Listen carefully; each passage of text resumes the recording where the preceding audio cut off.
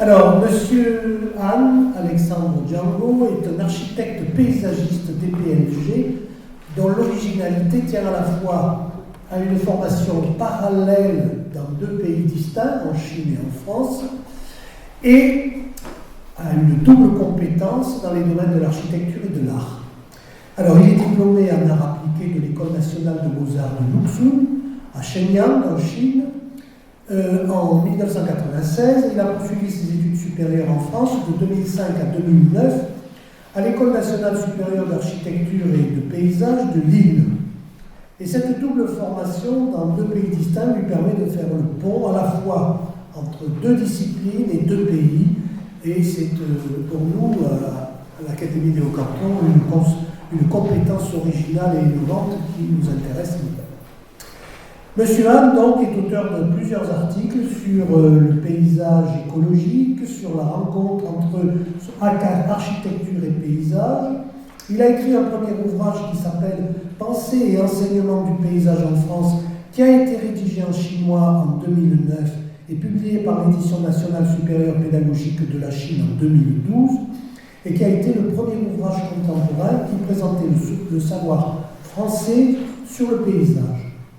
Et il a permis aux Chinois de comprendre le besoin de développer l'étude du paysage pour une meilleure gestion du paysage et de la qualité de vie, et il a favorisé l'établissement de l'échange culturel entre les deux pays dans ce domaine. Cet ouvrage a été suivi d'un deuxième ouvrage que vous avez là présent sur la table, qui est un ouvrage bilingue chinois-anglais, A Free Talk About Sponge City, où M. Anne poursuit son exploration du domaine du paysage urbain avec le thème particulier de l'aménagement urbain à l'éponge dont il va nous parler aujourd'hui et dont l'objectif est la maîtrise et l'utilisation des eaux pluviales et de surface au bénéfice conjoint des habitants et du paysage. Et c'est assez remarquable que cette conférence vienne une semaine après ce qui s'est passé dans les épisodes Cévenol, qui ne sont pas nouveaux. Moi, dans mon enfance, je me souviens, ça existait beaucoup, mais enfin, c'est toujours remarquablement désagréable et dramatique. Monsieur Anne, donc, a été élu membre correspondant de l'Académie des Hauts-Cantons en janvier 2016 et il est membre titulaire du fauteuil 18 depuis 2017. Donc, je suis heureux de lui donner la parole et il va nous faire bénéficier, comme je vous l'ai dit, de son savoir original sur le développement urbain et l'architecture du paysage. Monsieur Anne, vous avez la parole. Merci à vous tous. Ça me permet de partager mes connaissances et mes expériences en Chine et en France avec vous. Et donc aujourd'hui, pour ma conférence, j'utiliserai 35 minutes pour présenter mon PowerPoint. Il y aura 8 minutes pour présenter un petit film qui concernant Sponge City. Après, il y aura 15 minutes de discussion entre nous. Alors, Sponge City, ce sujet que j'ai écrit et étudié, c'est en 2016. Donc, ce livre a publié le janvier 2018 par l'université technologique de Tallinn. Donc, le contenu de conférence, il y a 5 sujets.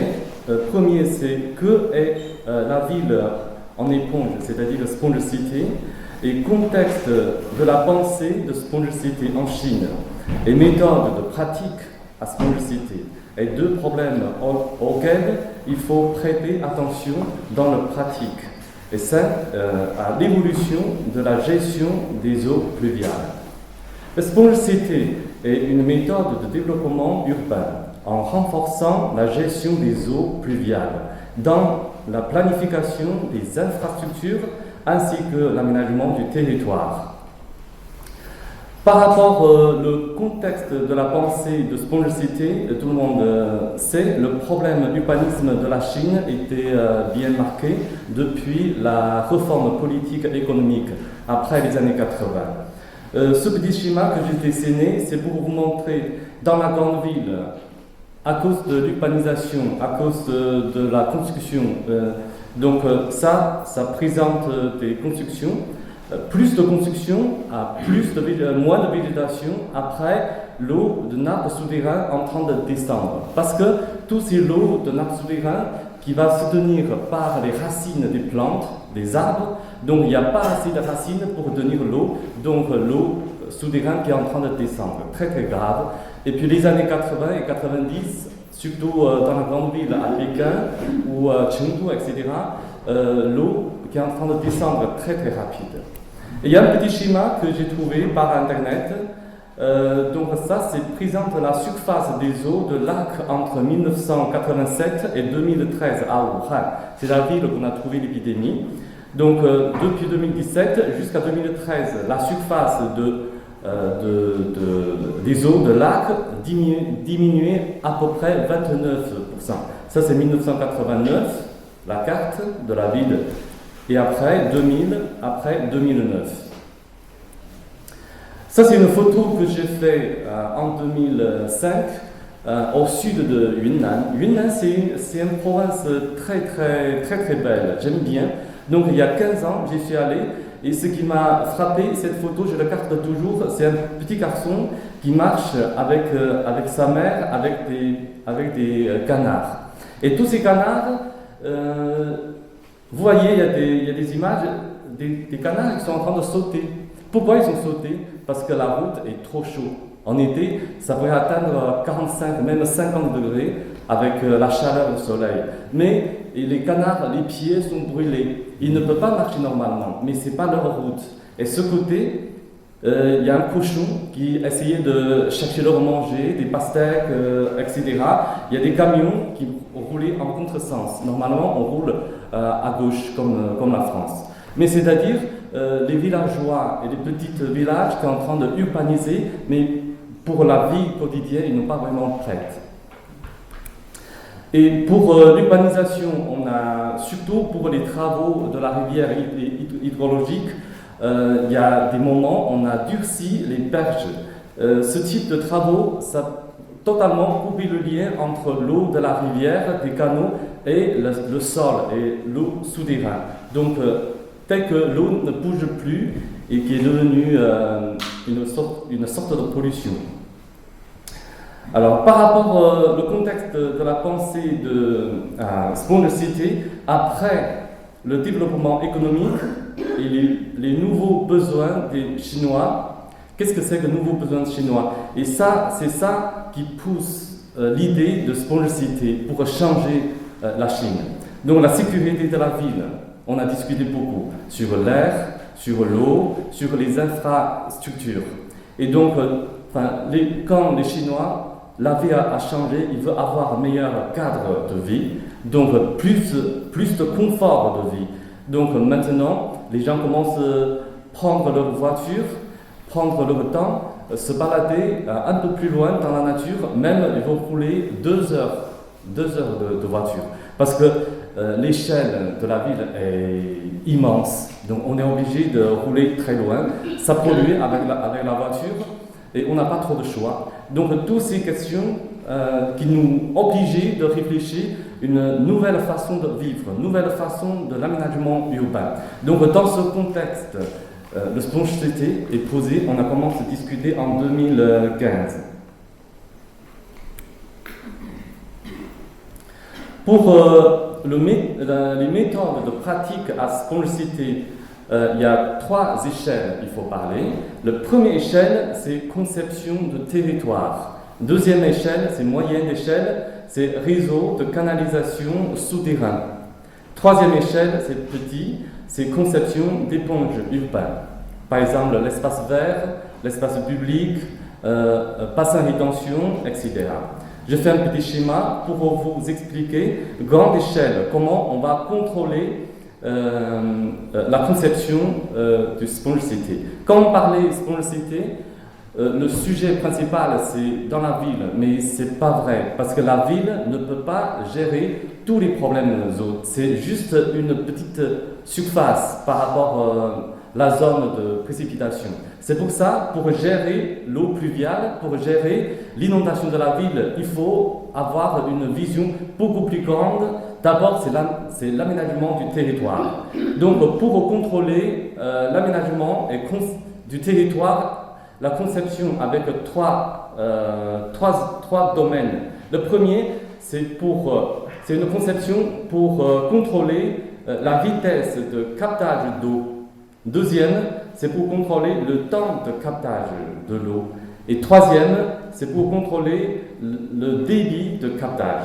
Donc avec ce schéma, vous pouvez comprendre la rivière qui coule dans ce sens et deux mains, il y a une main, c'est pour contrôler la vitesse de captage d'eau et d'autres mains, c'est pour contrôler le temps de captage d'eau. Et c'est deux choses qui est contrôlées après le débit de la rivière va réduire.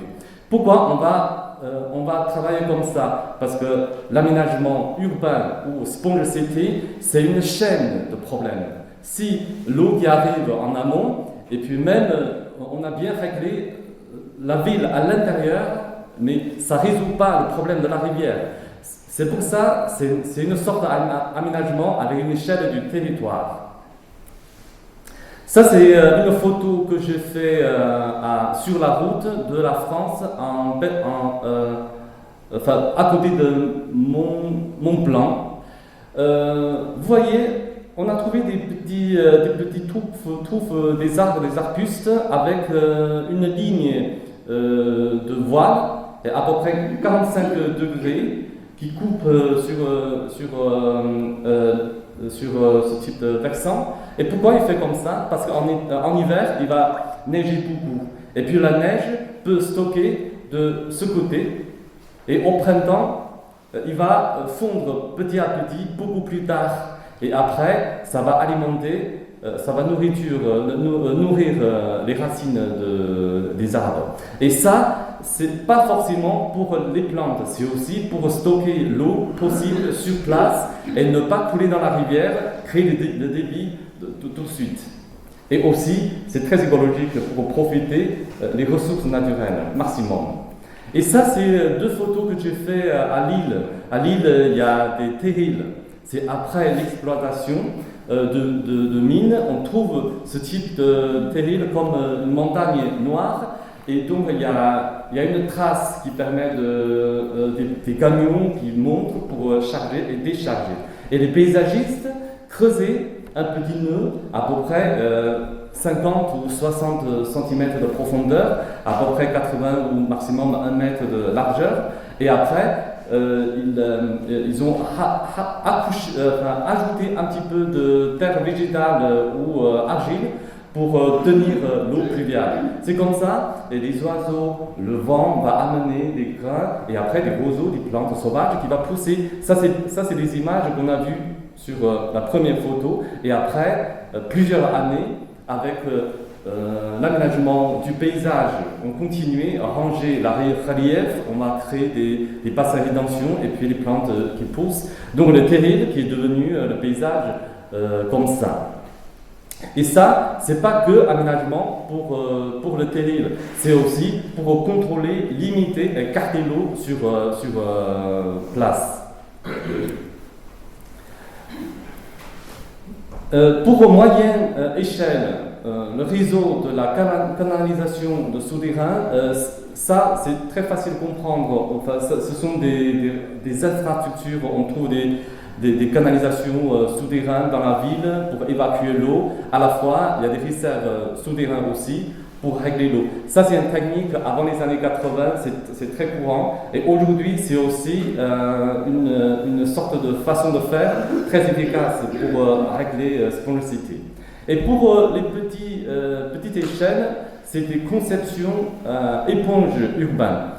Par exemple, des espaces verts et des berges respirables, tampons de la rivière et des bassins de rétention, des réserves sèches et le sol spongieux et la toiture végétalisée, etc.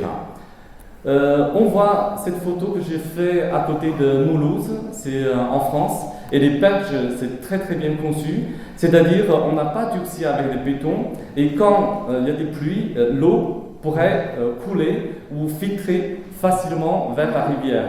S'il y a des inondations qui arrivent, et bien ici, on n'a pas encore saturé, le sol n'est pas encore saturé, et ça pourrait jouer un rôle de ponge, absorber certaines eaux pour créer moins de débit pour la prochaine zone.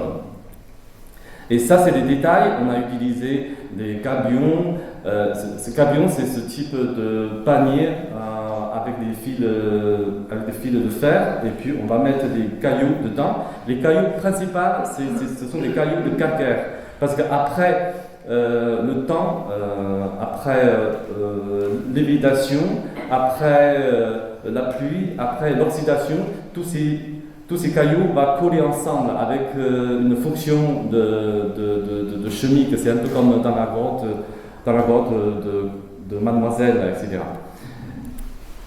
Et cette photo qu'on a trouvée, c'est en Allemagne, c'est Düsseldorf. C'est la rivière qui traverse le centre-ville, mais on trouve une zone immense, presque un kilomètre de largeur de pêche. On n'a pas construit, on le laisse. Pourquoi on le fait comme ça? Parce que quand l'eau qui arrive, surtout le moment de l'inondation qui arrive, et puis l'eau qui attaque les perches qui sont durcies, et après il y a une force qui revient. Quand il revient, tous ces dépôts de boue, d'air riche qui va poser sur la perche. Et après l'inondation, et bien ici est très très riche pour des plantes. Et au printemps, c'est des bergers qui vont amener leurs moutons pour manger des herbes. Donc ces petits points blancs, ce sont des moutons. Et puis, tous les lundis matins, à 8h jusqu'à 12h, et les perches à amener leurs moutons, c'est devenu un paysage remarquable. Il y a beaucoup de touristes qui sont venus pour ça. Ils voient que ça, que lundi. Et donc, on n'a pas besoin d'embaucher les gens pour tondre, utiliser toutes ces machines de gasoil et puis payer toutes ces choses inutiles. C'est des moutons qui travaillent et c'est nickel. Et c'est totalement écologique.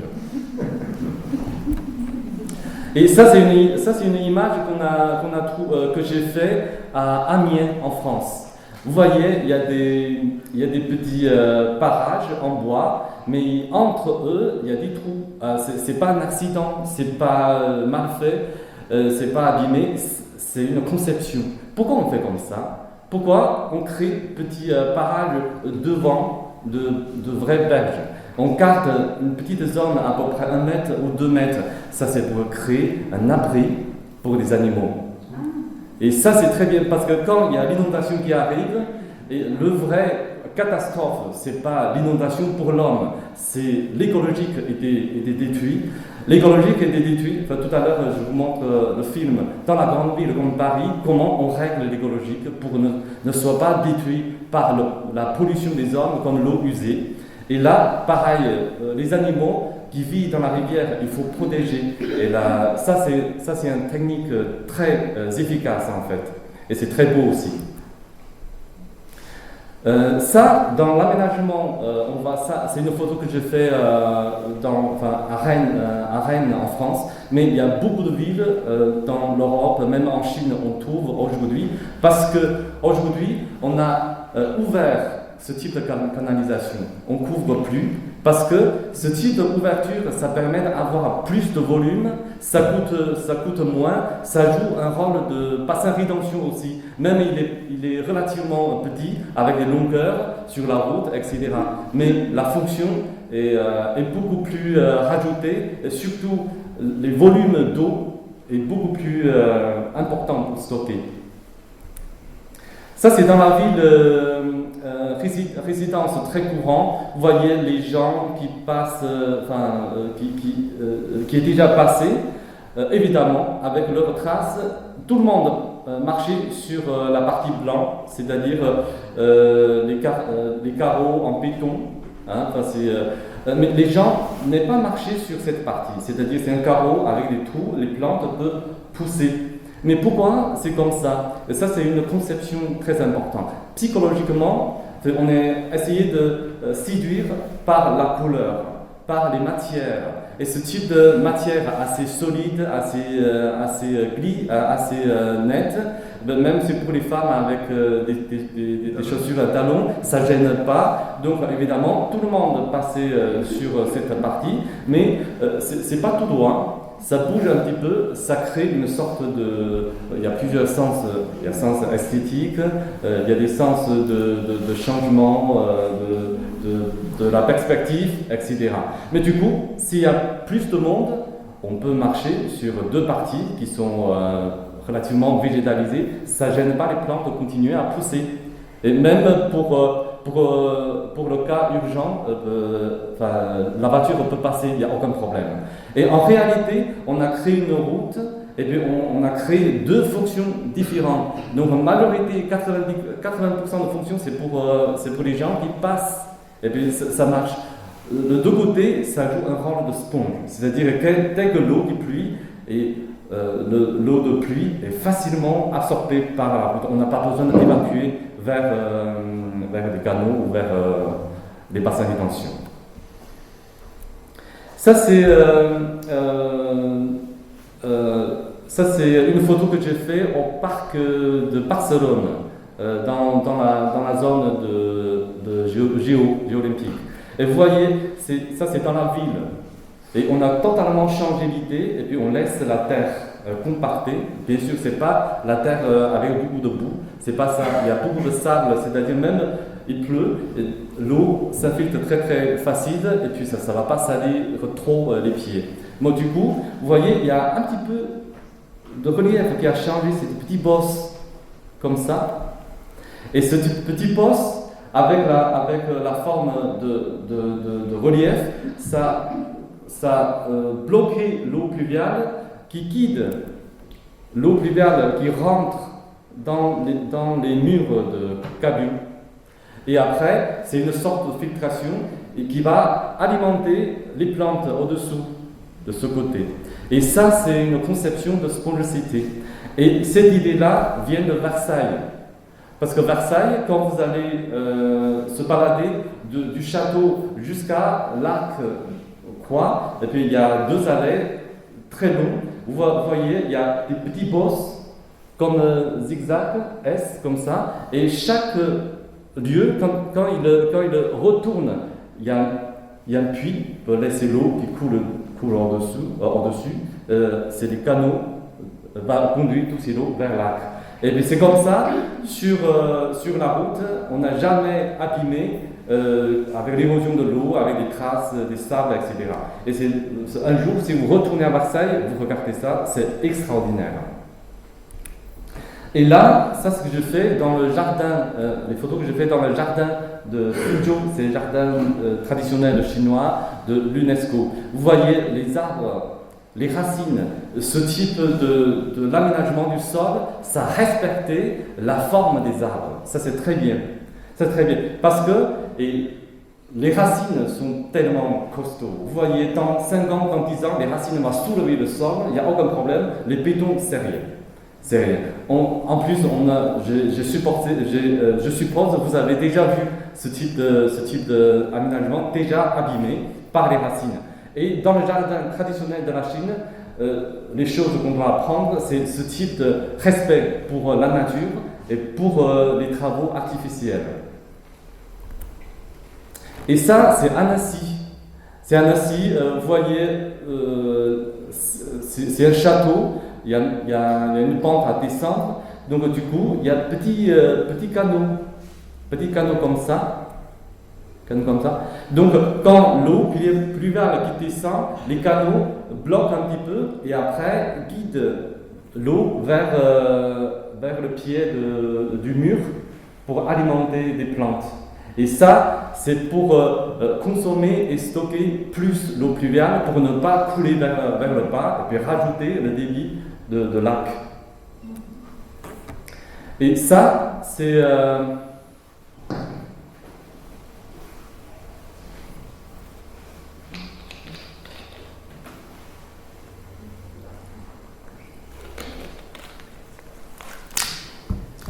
Ça, c'est le parking. On voit très bien le parking, comme on ne roule pas toujours sur l'empreinte de la voiture, on n'a pas besoin de durcir avec des bétons. Donc, il y a des aménagements avec des matières qui permettent des plantes qui poussent. Et aussi pour accueillir l'eau pluviale. Donc maintenant, je vous présente le film de Sponge City que j'ai fait. L'idée de créatif, c'est moi. J'ai créé tous les textes et après, il y aura une agence qui investit pour faire ce film. Cette agence qui s'appelle Erwin Johnson Landscape Design Company. Sponge City est une méthode de développement urbain. En renforçant la gestion de la planification, les systèmes tels que les bâtiments, les routes, les espaces verts et les systèmes d'eau peuvent contrôler le ruissellement des eaux de pluie, réaliser une accumulation et une infiltration naturelle. La clé de la conception de Sponge City n'est pas qu'à l'intérieur de la ville elle-même. Elle est basée sur le territoire, l'environnement et l'hydrologie. Sponge City est structurée en 3 échelles, grande, moyenne et petite. Le contrôle du ruissellement à grande échelle étudie la vitesse de captage, le temps de captage et le débit du captage. Le principal facteur affectant le taux de captage de l'eau pluviale est le relief. La vitesse de collecte de l'eau des pentes abruptes est très rapide. La rivière canalisée en béton augmentera la vitesse d'écoulement de l'eau et augmentera l'impact de l'eau. Il faut essayer de maintenir les obstructions naturelles telles que les pierres et la végétation dans le lit de la rivière, car elles peuvent prolonger le temps de formation des crues. Le principal facteur affectant le temps de captage de l'eau est la structure du sol.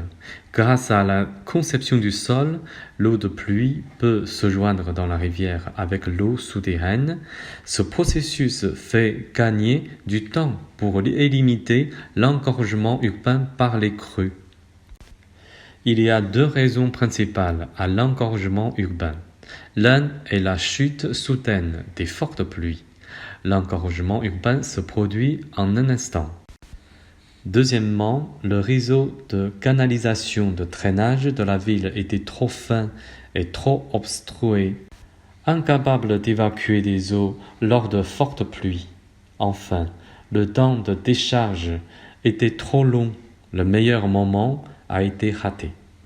Lorsque le pic de crue arrive, la ville est engorgée. Les réservoirs réduisent les menaces d'inondation. Dans le cas de pluie torrentielle continuée, il est impossible d'attendre que les réservoirs soient saturés avant le drainage. Il sera trop tard à ce moment-là. L'engorgement et les inondations ne peuvent être évités. La zone des précipitations ne se limite pas qu'à l'intérieur des villes, mais dans une zone plus étendue, la conception de Sponge City ne peut pas se limiter uniquement à la planification urbaine, mais doit être complétée par la conception du territoire à plus grande échelle. Dans le vaste environnement naturel à l'extérieur de la ville, certaines zones sont composées de roches souterraines et l'eau de pluie ne s'y infiltre pas bien. Ces parcelles peuvent être considérées comme des réserves pour l'eau de pluie. Les projets des génies civils de micro-réserves d'eau, tels les étangs, les déversoirs, jouaient un rôle important dans la régulation du débit et aident à lutter contre les inondations. Bien que la biodiversité des terres agricoles soit inférieure à celle des prairies naturelles et des forêts, mais elle joue un rôle important dans la régulation des précipitations. En dehors des villes, la protection et l'expansion des zones humides naturelles sont propices à la régulation des eaux de pluie et des systèmes d'eau dans le Sponge City. Ces zones régulent l'humidité et la température. Ce sont des poumons verts dans le milieu de vie humaine. Les espaces verts forestiers à l'extérieur des villes sont des éponges importantes, qui absorbe rapidement l'eau de pluie et la canalise dans la nappe souterraine. Le plus grand réserve sur la Terre est l'aquifère souterrain, qui peut purifier l'eau, libérer de l'oxygène et décomposer le CO2 à travers le cycle naturel de l'eau. Les eaux de pluie s'écoulent dans l'aquifère souterrain à travers l'effet d'infiltration pour lutter au moment du pic de crue. La zone tampon de la rivière est un organisme important pour la fonction vitale de la rivière. Et c'est une éponge naturelle. La zone tampon, durcie par les infrastructures, a détruit la fonction de l'éponge. C'est le principe coupable à la menace d'inondation. En outre, pour la commodité de la navigation, on coupe les virages de la rivière. Cela augmente la menace d'inondation. Le passage des pics de crue est accéléré. Cela détruit également l'écosystème. Il n'y a plus d'échange bénéfique entre les eaux de surface et les eaux souterraines. Quand le réseau de canalisation souterraine urbaine peut-il exercer son effet le plus précieux? Lorsque l'engorgement se produit, l'eau de fleuve est rechargée vers la ville. À ce moment, les eaux usées domestiques urbaines pollueront l'eau du fleuve. La canalisation municipale de Paris résout efficacement ce problème. Lorsque l'eau du fleuve est rechargée, la flottabilité de la rivière est utilisée pour pousser la veine de fermeture de la canalisation d'égouts domestiques pour éviter que les eaux usées domestiques polluent la Seine. Grâce à 6 technologies, on utilise la terre et la végétation pour purifier naturellement l'eau de pluie, conserve et complète les eaux souterraines, améliore le microclimat, régule l'humidité et la température urbaine et réduit l'impact des effets d'îlots de chaleur urbains. Le sointement consiste à concevoir toutes les possibilités et opportunités pour que l'eau de pluie s'infiltre naturellement sur place. La stagnation consiste à concevoir toutes les mesures qui peuvent empêcher les eaux de pluie de couler ailleurs. Purifier l'eau de pluie par l'infiltration, alimenter les eaux souterraines et prolonger le temps de circulation des eaux de pluie avant qu'elles arrivent à la rivière. Le stockage consiste à concevoir toutes les possibilités de stockage des eaux pluviales en vue de leur réutilisation.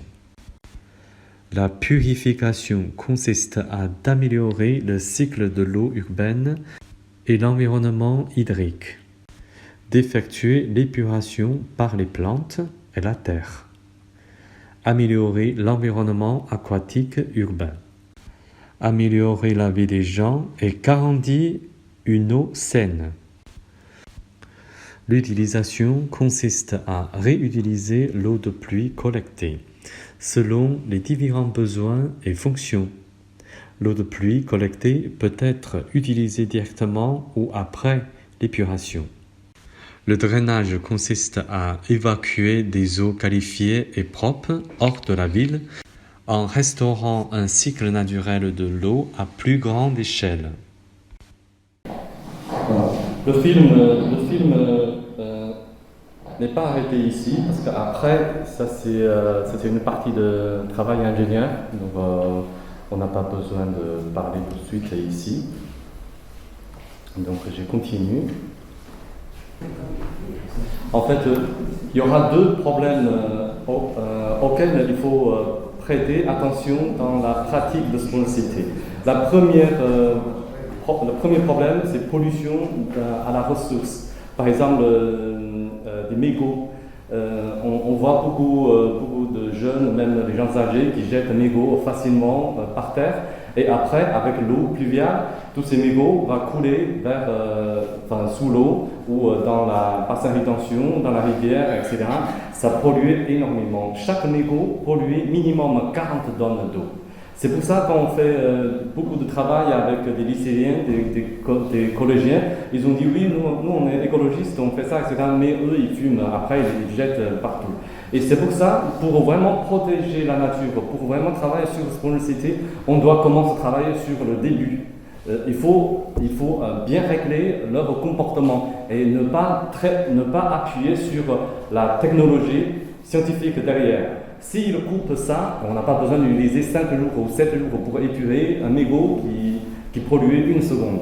Ça, c'est le premier point. Deuxième point, les problèmes de pollution des sols. Ah oui, tout à l'heure j'ai dit, pas que pour l'eau. Par exemple, les oiseaux qui prennent des petits mégots, qui pensent que c'est une petite tige d'arbre. C'est pour ça qu'ils ont tressé dans le nid, ça a cloisonné des petits oiseaux. Et à la fois, ils avalent. Par exemple, les tordus, ils avalent des plastiques, etc. Et toutes ces choses, il faut contrôler et régler. Et maintenant, on a parlé beaucoup de techniques. Mais en fait, si on a diminué toutes ces conneries au début, la technique sera beaucoup plus légère. Ça, c'est la première chose. Deuxième, c'est le problème de pollution du sol. C'est-à-dire,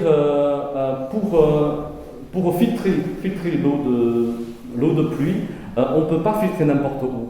Il y a certaines zones de l'eau ultra polluées, donc il faut étudier d'abord pour bien connaître, bien régler. Si il y a certaines zones, par exemple l'usine de textile, etc., et puis il y a des zones polluées, il faut utiliser des techniques pour bloquer à certaines profondeurs, parce que chaque usine, chaque pollution qui peut descendre avec l'eau souterraine, différent. Il y en a qui descendent 5 mètres, il y en a qui descendent jusqu'à 17-18 mètres. Et à la fois, avec les nappes souterraines, ils touchent pour ne pas porter par la nappe souterraine, pour porter toutes ces pollutions ailleurs.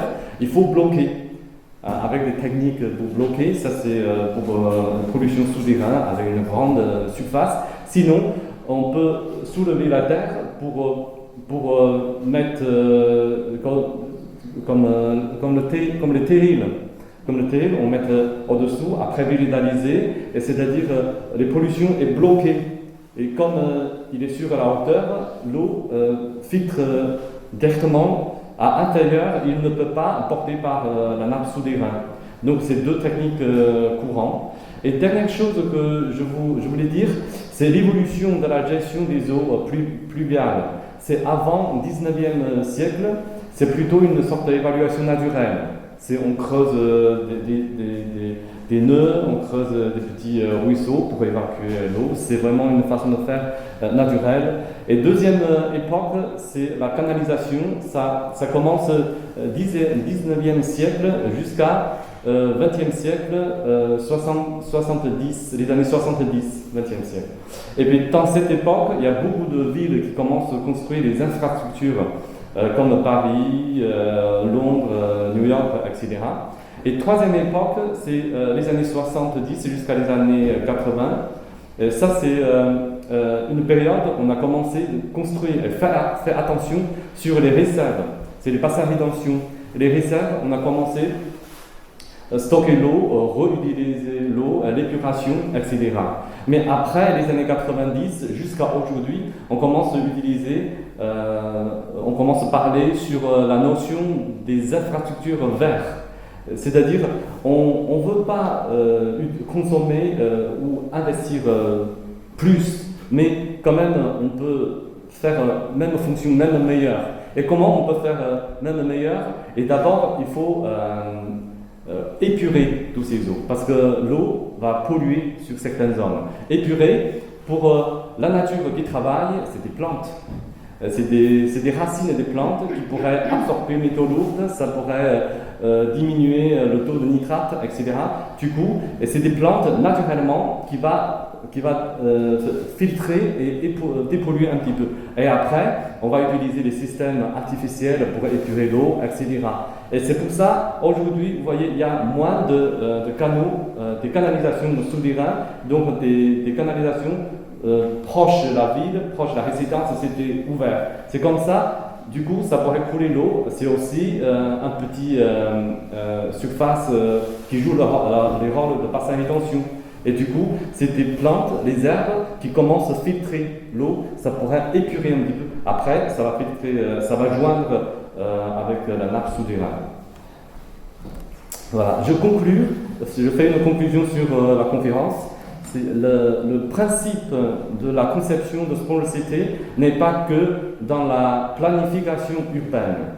Small City sera réalisé grâce à une conception à 3 échelles. Tout à l'heure, je dis l'échelle de conception du territoire, l'échelle de conception de canalisation de la ville et aussi l'espace,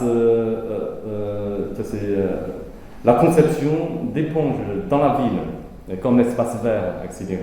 Et l'environnement aquatique, l'écologique de l'eau, la sécurité de l'eau et la culture de l'eau sont systématiquement conçus en fonction de la particularité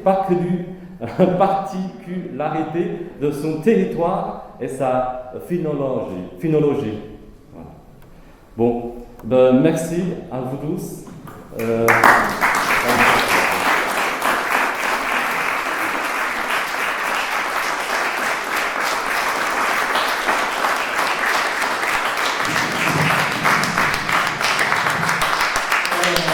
Merci beaucoup, Monsieur Hahn, pour cette conférence. Je voudrais juste recadrer un petit peu quelque chose. Vous avez bien fait à la fin de dire que l'aménagement de l'eau dans la ville, c'est très récent, du 19e siècle. Et je vais faire le pont là avec la médecine. Pourquoi on a commencé à aménager la circulation d'eau au 19e siècle? C'est à cause des épidémies de choléra. Jusqu'aux épidémies, aux grandes épidémies de choléra qui ont envahi les villes du monde entier au XIXe siècle, les villes étaient un cloaque, Paris, Londres, etc. C'était des cloaques à ciel ouvert. Et on a commencé, donc, et c'est pour ça que je voulais vous poser une première question. La photo que vous avez montrée de Rennes, tout ça, ces canalisations à ciel ouvert, je suppose, ne concernent que les eaux d'écoulement, oui, et non pas les eaux souillées. Oui, ok, on est d'accord. Voilà. Parce que les eaux souillées, c'est encore un autre problème, l'épuration, c'est encore un autre problème. Voilà. Alors, avant de donner la parole aux éventuelles questions de la salle, je voudrais vous demander comment le développement urbain en éponge, la ville, le paysage, etc., comment c'est perçu en Chine officiellement par le régime officiel chinois. C'est peut-être une question à laquelle vous ne souhaitez pas répondre, mais si ce n'est pas le cas, vous me le dites. Mais bon, on est toujours un petit peu, quand il s'agit de la Chine, hésitant à savoir quelles sont les intentions réelles du pouvoir. Oui. En fait, ça commence en 2015, on commence à lancer le sujet de la recherche sur ce qu'on peut citer en Chine. Et avant 2015, il y a beaucoup d'étapes qui s'est passées. Par exemple, comme la ville verte, la ville du jardin, la ville du forêt, la ville comment ça s'appelle, pittoresque, etc. Donc on a parlé beaucoup, presque chaque année, il y a quelque chose qui change. Et en 2016, Xi Jinping a signé le compromis à Paris pour régler la pollution en Chine pendant 20 ans et 40 ans, peut-être il y a successivement des solutions, des propositions, des sujets de recherche. Donc ce sujet, le Small City, était dans ce contexte. Et bien sûr, quand en 2015, on a lancé ce sujet et le niveau de croissance économique en Chine qui est en train de ralentir, et donc il y a beaucoup de choses qu'on est obligé de passer une autre étape. C'est-à-dire on commence à réfléchir ce qu'on devrait réfléchir. C'est de pas forcément, on doit faire avancer, construire, et après grandir la ville, parce qu'on a trouvé des problèmes. Quel est le problème? C'est la ville est grande, on a gagné plus, on peut voyager à l'étranger avec suffisamment de sous, mais on a respiré l'air pollué, on a bu l'eau ultra polluée. Comment on peut garantir notre vie? Je ne veux pas mourir avant parce que j'ai encore l'argent n'est pas dépensé. Il faut. Bon, alors, est-ce qu'il y a des questions pour Monsieur Anne? Mais est-ce que c'est vraiment mis en application maintenant en Chine? Application, la Chine, c'est une échelle très très grande. Application, c'est peut-être dans la grande ville, c'est déjà commencé à pratiquer. Dans la petite ville, pas encore. Et puis même dans la ville moyenne, comme troisième et quatrième ligne, parce qu'en Chine, il y a plusieurs catégories de lignes. Ça fonctionne avec le nombre d'habitants. Donc, il y en a qui restent encore pas vraiment agiles par rapport à ce sujet. Bien sûr, il y a des questions de finances aussi. Mais dans la grande ville, oui, c'est assez rapide. Mais quand même, pour Pékin, on a agi assez rapide, mais quand même, il y a beaucoup de contraintes. C'est-à-dire que c'est une ville, on ne peut pas tout changer du coup. Ça demande énormément d'argent. Et quand même, il y a des choses en urgence, on est obligé de résoudre, comme les années, enfin 2015, il me semble 2015, c'est l'année même, il y a des averses très très fortes. Donc il y a 73 morts à Pékin, il me semble. C'est dans la ville, à cause de l'inondation, sous des ponts. Les voitures ne peuvent pas évacuer, il y a des bouchons, etc. Et puis ça, c'est bien marqué, donc on est obligé de résoudre ce type de problème. C'était évident, enfin, on n'a pas de choix maintenant. Alors, une autre question. André. Il y a une chose dont tu n'as pas parlé et qui est un argument évident en faveur de ce process. Le niveau de la mer monte. Il monte parce que nous gérons mal l'eau fraîche. L'eau fraîche, mal gérée, dégringole à toute vitesse et devient de la mer. Et son niveau monte pendant que nous nous desséchons. Toute l'idée que tu défends, c'est qu'il faut empêcher l'eau de descendre quand elle est encore fraîche. Il faut la stocker dans un milieu aussi naturel que possible et aussi haut que possible. Le mieux étant le nuage, qui est un stock naturel à haute altitude. En fait, par rapport à cette question, je n'ai pas vraiment parlé de la réchauffement planète, parce qu'il y a des villes qui ne touchent pas vraiment ce problème, surtout dans la montagne ou avec certaines hauteurs, avec l'eau qui coule, ça ne touche pas. D'autrement, le réchauffement planète qui ne change pas, avec les études qui ne changent pas beaucoup sur la précipitation de la ville.